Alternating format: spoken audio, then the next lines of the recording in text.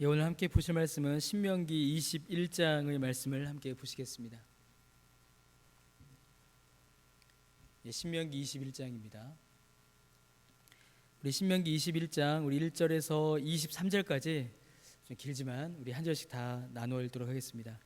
신명기 21장 1절에서 23절까지 우리 한 절씩 나누어 읽도록 하겠습니다. 제가 먼저 읽겠습니다. 네 하나님 여호와께서 내게 주어 차지하게 하신 땅에서 피살된 시체가 들에 엎드러진 것을 발견하고 그 쳐 죽인 자가 누구인지 알지 못하거든.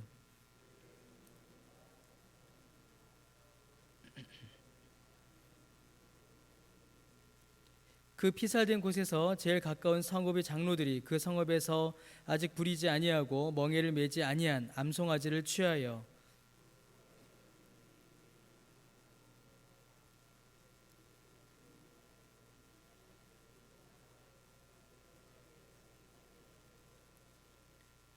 레위 자손 제사장들도 그리로 갈지니 그들은 내 하나님 여호와께서 택하사 자기를 섬기게 하시며 또 여호와의 이름으로 축복하게 하신 자라. 모든 소송과 모든 투쟁이 그들의 말대로 판결될 것이니라.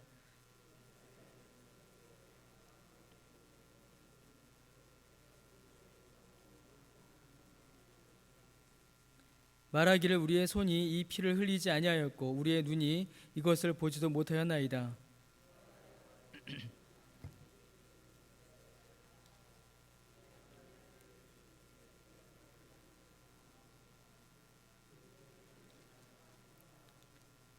너는 이와 같이 여호와께서 보시기에 정직한 일을 행하여 무죄한 자의 피 흘린 죄를 너희 중에서 제할지니라.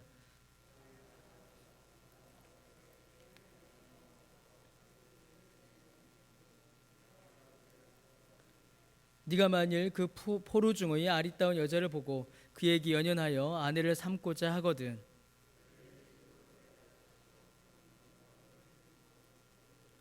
또 포로의 의복을 벗고 내 집에 살며 그 부모를 위하여 한 달 동안 애곡한 후에 네가 그에게로 들어가서 그의 남편이 되고 그는 내 아내가 될 것이요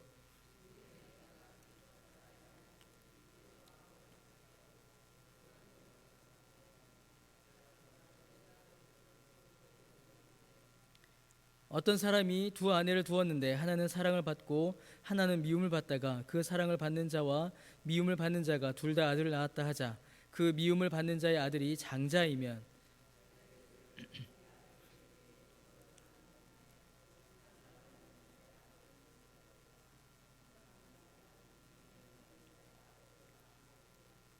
반드시 그 미움을 받는 자의 아들을 장자로 인정하여 자기의 소유에서 그에게는 두 몫을 줄 것이니 그는 자기의 기력의 시작이라. 장자의 권리가 그에게 있음이니라.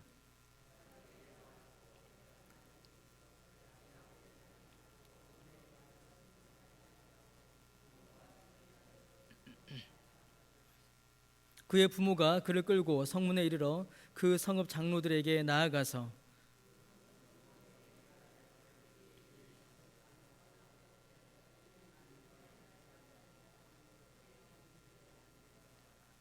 그 성읍의 모든 사람들이 그를 돌로 쳐 죽일지니 이같이 네가 너희 중에서 악을 제하라. 그리하면 온 이스라엘이 듣고 두려워하리라.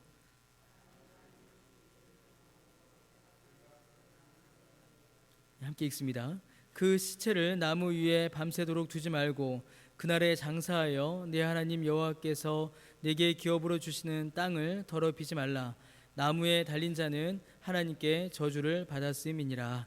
아멘.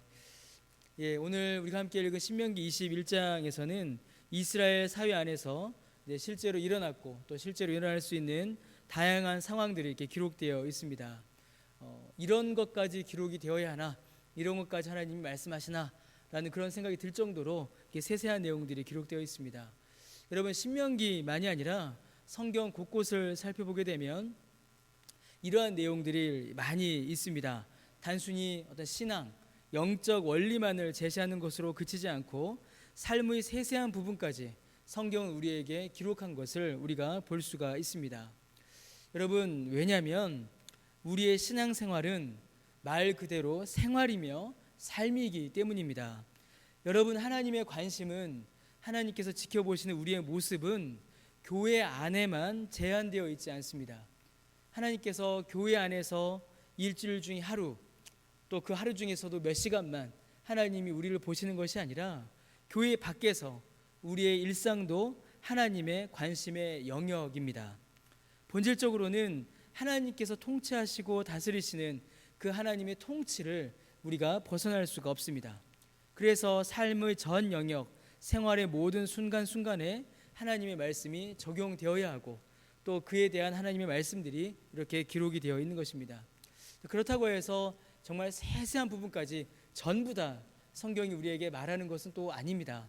이 말씀을 통해서 하나님의 말씀이 우리에게 적용되는 그 원리, 원칙을 우리가 이 말씀을 통해서 발견할 수가 있습니다. 몇 가지의 경우들을 오늘 본문에서 우리가 살펴보게 됩니다. 첫 번째는 1절에서 9절에 기록되어 있는 범인을 알 수 없는 살인의 경우입니다. 강도나 혹은 살인 이후 시체를 들에 이렇게 유기한 그런 일들이 그 당시에 있었습니다. 분명히 죄, 그것도 아주 무서운 살인의 죄가 저질러졌는데 이 죄인이 이제 숨어버린 거죠. 죄인이 숨어서 피해자는 있는데 가해자는 없는, 그리고 죄 지은 사람은 있는데 그 죄인이 처벌받지 않는 그런 경우가 이스라엘 사회에 있었다라는 것입니다. 자, 그때에 이제 이 일을 어떻게 처리했냐면 그 시체가 있는 곳에서 가장 가까운 고을의 장로들이 나와서 이를 처리했습니다. 두 가지 아주 특별한 모습이 나타나죠. 3절에 보시면 아직 부리지 않았고 명예를 매지 않은 암송아지, 그러니까 사람의 손을 타지 않은 암송아지를 4절에 보니까 물이 항상 흐르고 갈지도 않고 씨를 뿌린 일도 없는 골짜기, 여기도 역시 사람의 손을 타지 않은 곳입니다. 그러니까 둘 다 이제 정결하다, 정결함의 의미가 있는 것이죠. 자, 그곳으로 암송아지를 데려가서 이 암송아지의 목을 꺾어서 죽입니다. 그리고 7절에 보니까 장로들이 말하기를 우리의 손이 이 피를 흘리지 않았고 우리의 눈이 이것을 보지도 못하였다, 이렇게 말합니다. 그러니까 이제 단순한 원리인 것이죠. 죄송합니다. 죄인이 죄를 저질렀는데 이 죄값을 그 죄인이 받아야 합니다. 근데 그 죄인이 도망갔어요. 근데 이 죄값을 해결해야 됩니다. 이 죄값을 누가 해결하냐면 죄가 없는 것으로 여겨지는 암송아지가 죄가 없는 곳으로 여겨지는 빈 들에서 그 죄값을 감당하게 되는 겁니다. 여러분, 이는 크게 두 가지의 목적을 가집니다. 첫 번째는 이제 7절과 8절의 말씀처럼 무죄한 피를 이스라엘 중에 머무르지 않게 하기 위함입니다. 여러분, 살인이라는 죄가 저질러졌습니다. 그리고 그 시체가 들에 이렇게 널브러져 있어요. 여러분, 율법은 특히 레위기를 잘 보시면 죽음과 시체를 매우 부정하게 여깁니다. 그것도 매장되지 않은 채로 제대로 장례를 치르지 않아서 이게 길거리에 버려져 있는 시체는 아주 더욱더 부정한 것으로 율법은 여깁니다. 이로 인한 여러 가지 부정함이 따라오게 되어 있어요. 자, 그런데 오늘 우리가 본문에서 발견할 수 있는 가장 큰 부정함은 가장 가까운 고을과 그 고을의 사람들이 살인의 누명을 쓴다라는 것입니다. 실제로 가장 가까운 마을, 그 마을에 범인이 있는지 없는지는 모릅니다. 그러나 확률상 따져보면 어디가 가장 확률이 높아요? 가까운 마을, 가장 가까운 마을이 제일 높겠죠. 그러면 여러분, 이 시체를 그냥 버려두고 이 죄의 문제를 해결하지 않으면 어떻게 되겠습니까?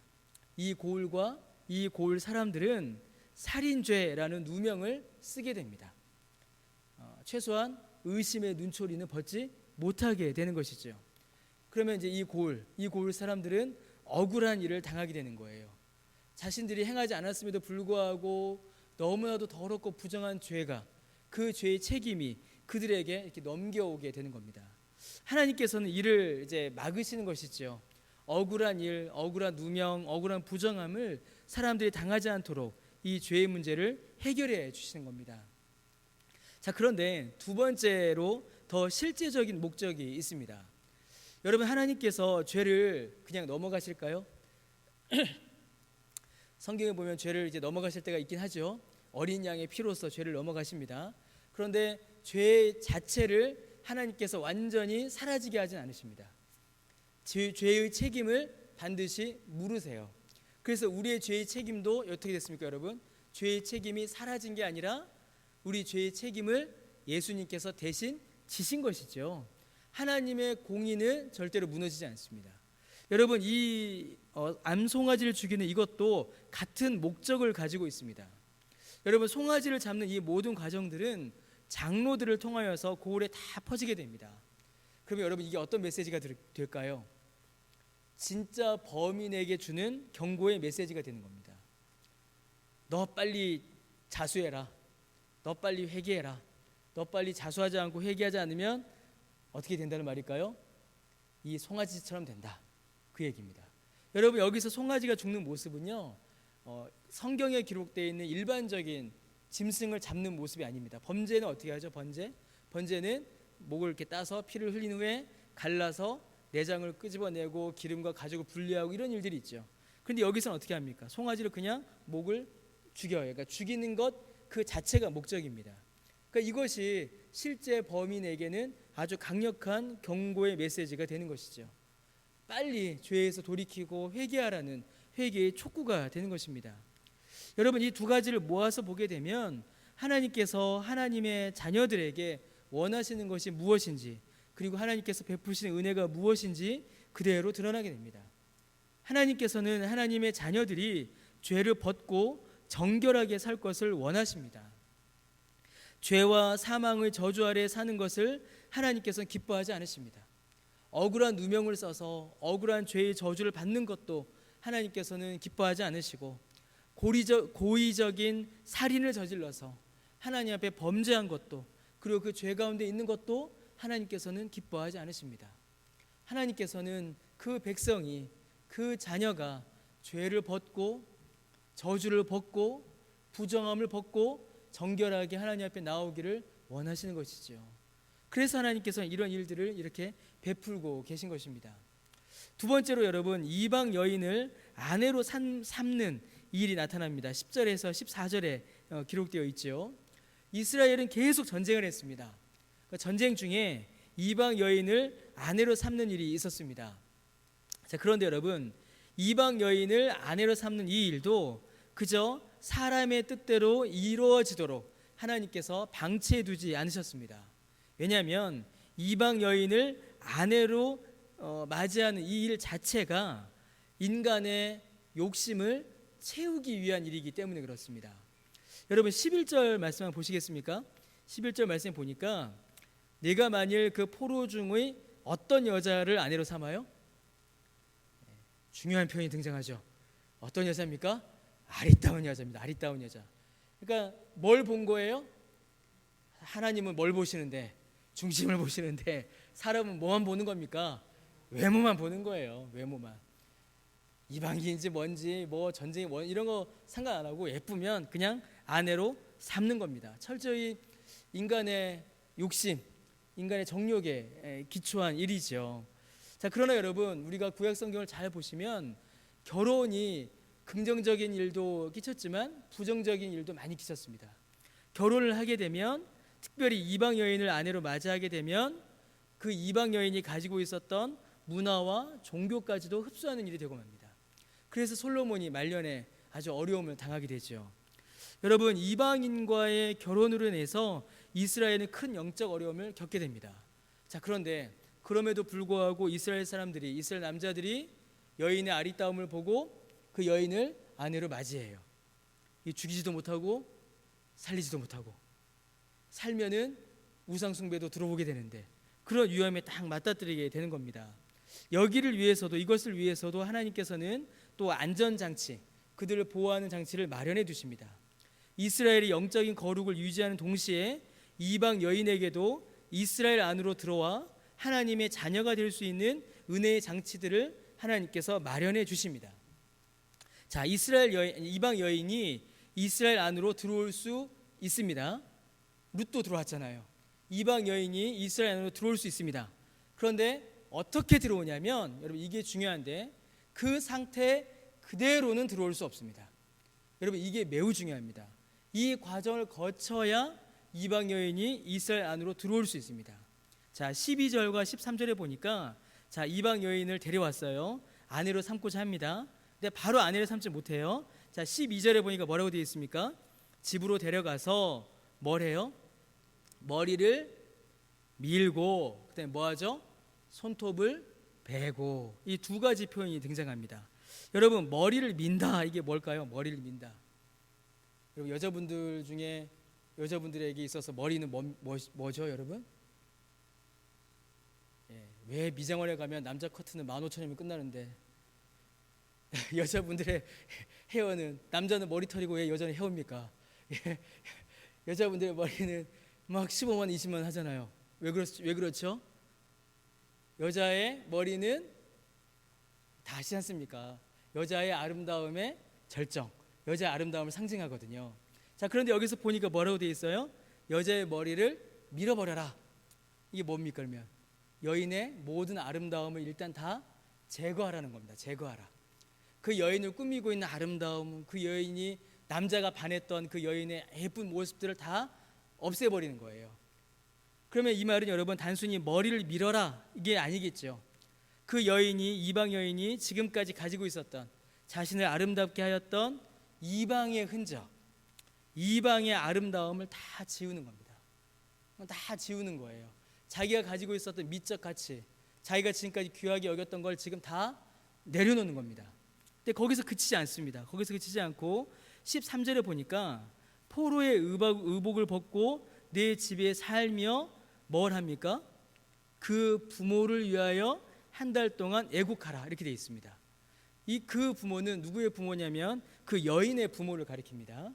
여러분, 애국은 언제 하는 거죠? 부모가 돌아가셨을 때 하는 거죠.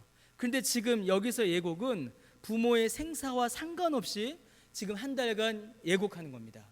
그럼 뭐예요? 지금 부모님이 살았는지 죽었는지는 확실하지 않습니다. 그런데 한 달간 애국해요. 곡을 합니다. 이게 무슨 말입니까?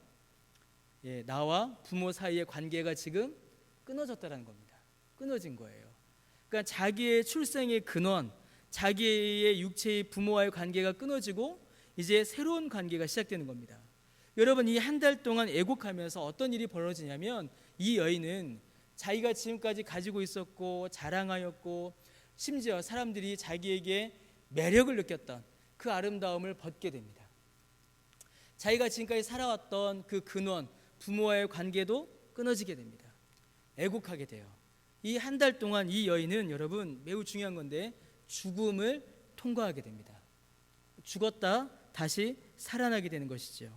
우상을 섬기고 하나님께 외인이었던 자신은 죽고 하나님 안에서 다시 사는 것입니다. 그 죽음을 지나 다시 생명을 얻었음을 이렇게 나타나게 됩니다. 그리고 이후로 이 여인은 더 이상 이방 여인, 이방인으로 취급되지 않고 하나님의 자녀로서 유대인과 동등한 자격을 얻게 됩니다. 여러분, 여기에서 우리는 매우 중요한 원리를 발견하게 됩니다.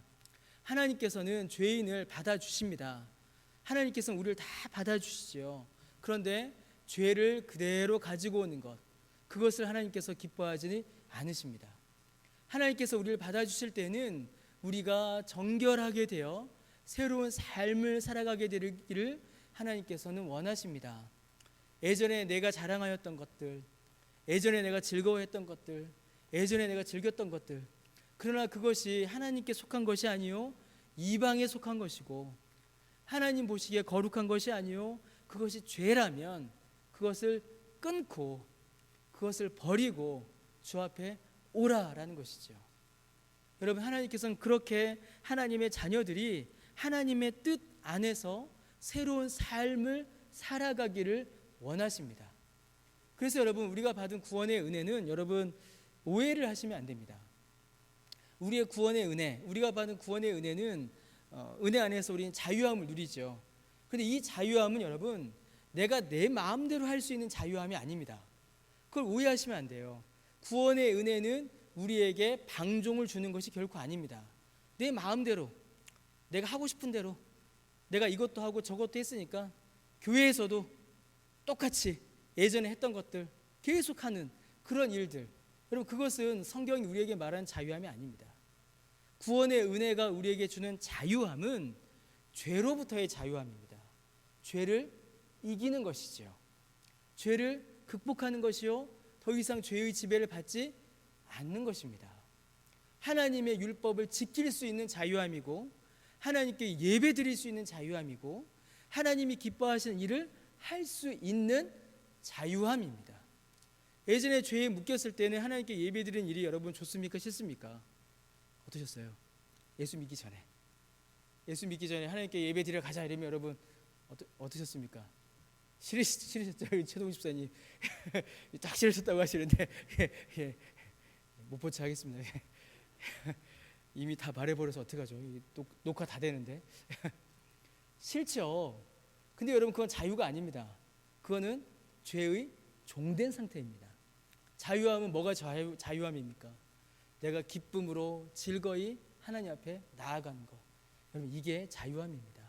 이게 구속의 은혜에서 누리는 실제 진짜 자유함이 바로 여기에 있는 것이죠.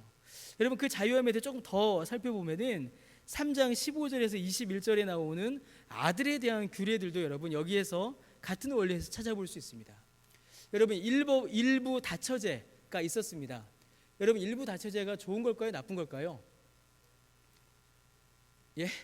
일부 다처제 좋은 걸까요? 나쁜 걸까요? 나쁜 거죠. 여러분 성경에 일부 다처제가 있습니까? 없습니까? 있어요. 성경에 일부 다처제가 있습니다. 성경에 일부 다처제가 있으니까 성경이 일부 다처제를 허락한 겁니까?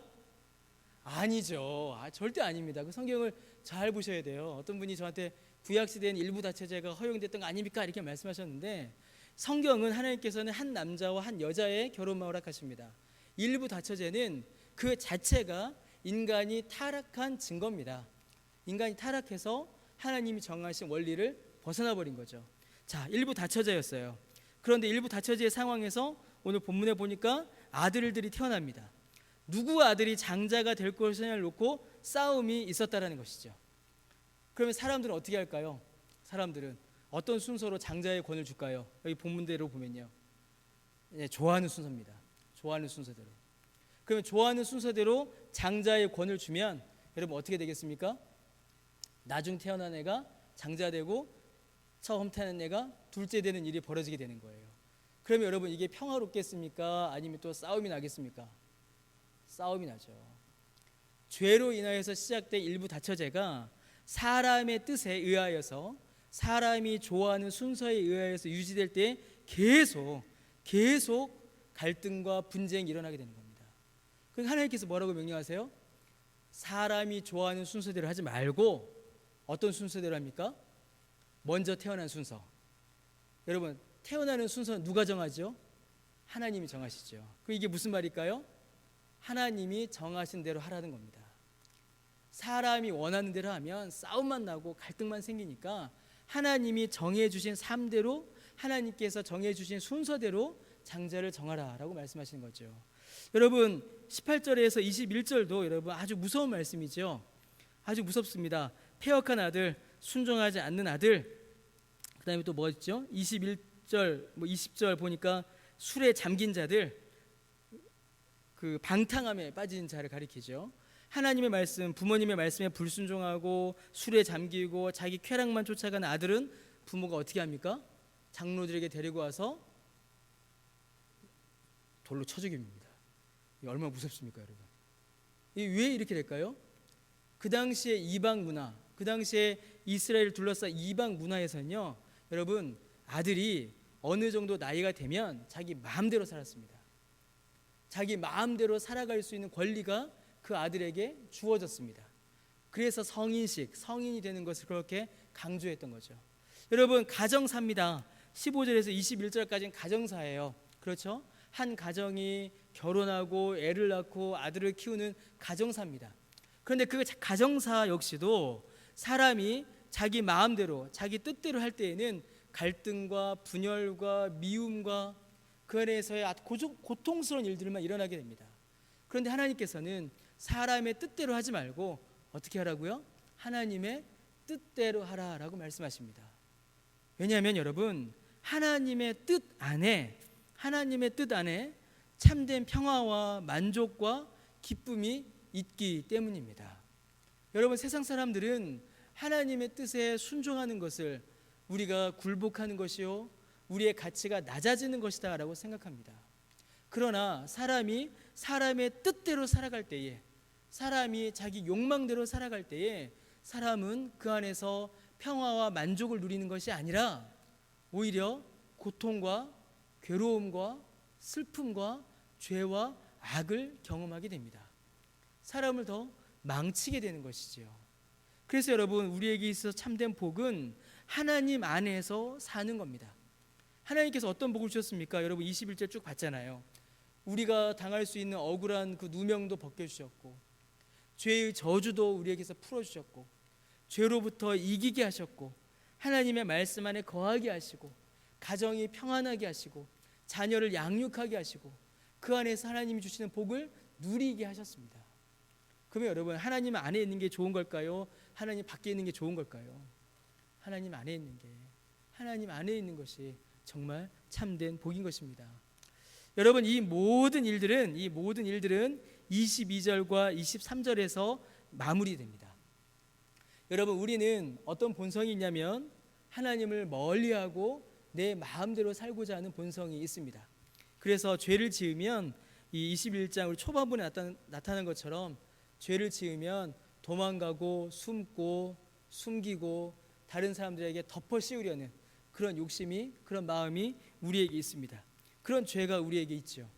또 우리는 또 어떤 본성이 있냐면 내 눈에 보기 좋은 것들, 내 눈에 보기에 아리따운 것들을 취하려는, 하나님의 뜻과는 상관없이 안목의 정욕대로 가지려고 하는 그런 욕심이 우리에게 있습니다. 때로는 하나님의 질서대로 하기보다는 내가 좋은 대로, 내 마음대로 질서를 바꾸려고 하는 그럴 때도 있고, 하나님께서 세우신 권위, 하나님께서 우리에게 위에 두신 권위가 있는데도 불구하고 그 권위 다 부정하고 하나님의 권위도 부정하고 내 마음대로 살고자 하는 때가 또 우리에게는 있습니다. 그 무수한 죄들이 우리에게 있죠. 그런데 그 무수한 죄들을 여러분, 하나님께서 어떻게 하셨습니까? 예수님께 맡기셨습니다. 그래서 여러분 22절 23절이 예수님께서 당하시는 그 십자가 고난이 무엇인지를 우리에게 보여줍니다. 하나님은 죄를 싫어하시기 때문에 죄를 반드시 심판하십니다.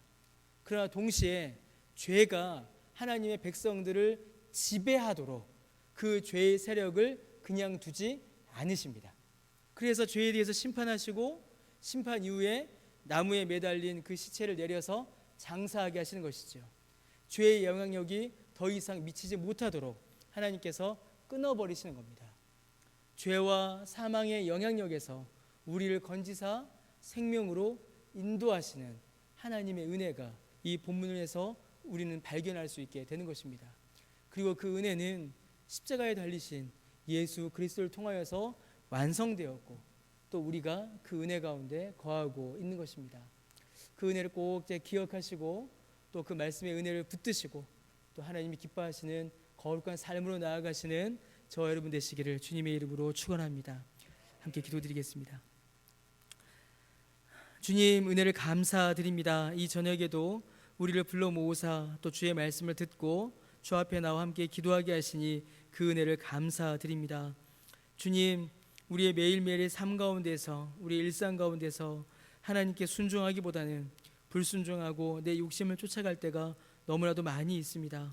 주님, 우리에게 거룩한 마음을 허락하여 주시고 우리에게 거룩한 소망을 허락하여 주셔서 우리의 마음과 뜻이 하나님의 말씀을 향하게 하시고 주의 말씀을 기뻐하며 거룩한 삶의 열매를 맺어가는 우리 모두가 되도록 주님 은혜를 내려 주옵소서. 감사드리며 예수님의 이름으로 기도드립니다. 아멘.